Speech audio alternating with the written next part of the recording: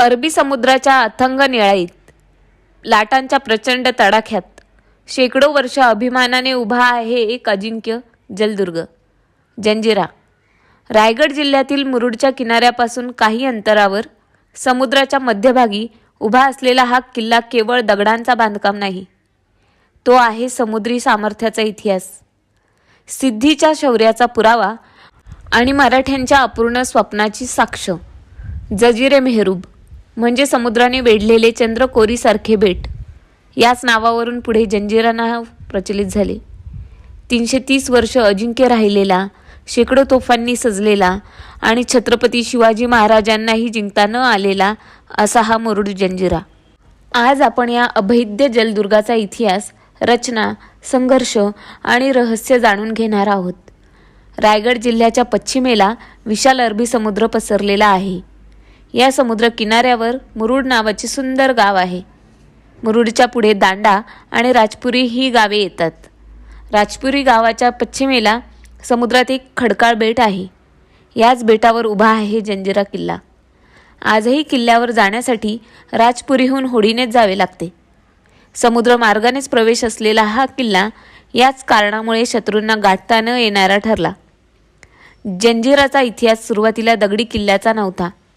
या बेटावर आधी कोळी समाज राहत होता. समुद्री चाचे आणि लुटारूंपासून बचाव करण्यासाठी त्यांनी लाकडाच्या मोठ्या उंडक्याची तटबंदी करून एक सुरक्षित वस्ती तयार केली. यालाच म्हणत मेढेकोट. या कोळ्यांचा प्रमुख होता राम पाटील.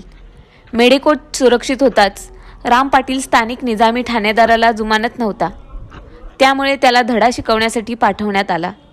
एक चतुर सरदार पिरमखान. पिरमखानाला माहिती होते राम पाटील सहज मेढेकोटात प्रवेश देणार नाही. त्याने एक कपट योजना आखली. तो दारू व्यापाऱ्याच्या वेशात आला. गलबतांमध्ये दारूची पिंपे घेऊन खाडीत नांगरला. राम पाटीलशी मैत्री केली, भेट म्हणून दारू दिली आणि मेढेकोट पाहण्याची परवानगी मिळवली.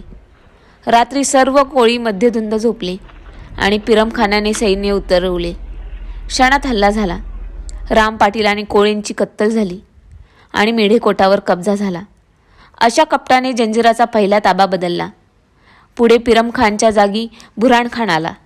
त्याने निजामाची परवानगी घेऊन येथे दगडी आणि भक्कम किल्ला बांधला.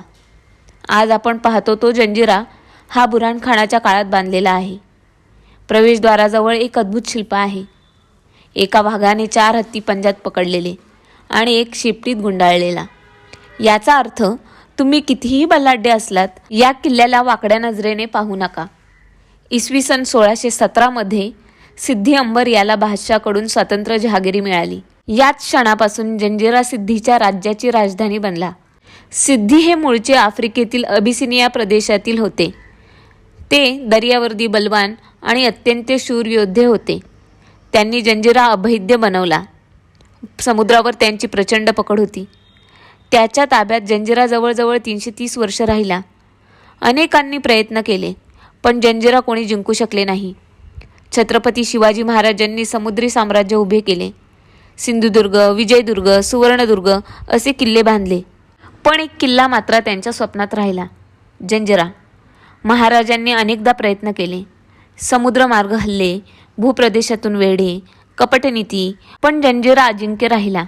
हा किल्ला जिंकण्यासाठी महाराजांचे पुत्र संभाजी महाराजांनी जवळ समुद्रात एक नवीन किल्ला बांधला, पद्मदुर्ग.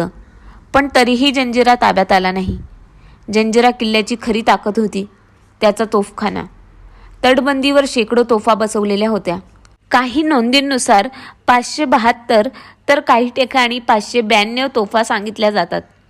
यातील प्रमुख तोफा कलाल बांगडी, लांडा कासम, चावरी या तोफा आजही जंजिरावर पाहायला मिळतात.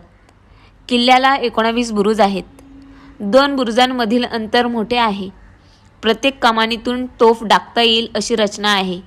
समुद्राच्या लाटा तटाला सतत धडकतात, पण शेकडो वर्ष हा किल्ला अजूनही ठाम उभा आहे. जंजिरा फक्त लष्करी ठाणे नव्हता, तो एक जिवंत शहर होता. किल्ल्यात सिद्धीचा राजवाडा होता. आज तो भंग अवस्थेत दिसतो. 2 मोठे गोड्या पाण्याचे तलाव आहेत. समुद्राच्या मध्यभागी असूनही पाणी गोड. पूर्वी येथे 3 मोहल्ले होते, 2 मुस्लिम, एक इतर समाजाचा. राजाश्रय संपताच ही वस्ती निघून गेली. सिद्धींचे राज्य जंजिरावर शतकानुशतके टिकले. एका मागून एक सत्ताधीश बदलले. शेवटी सिद्दी मुहम्मद खान हा शेवटचा शासक ठरला.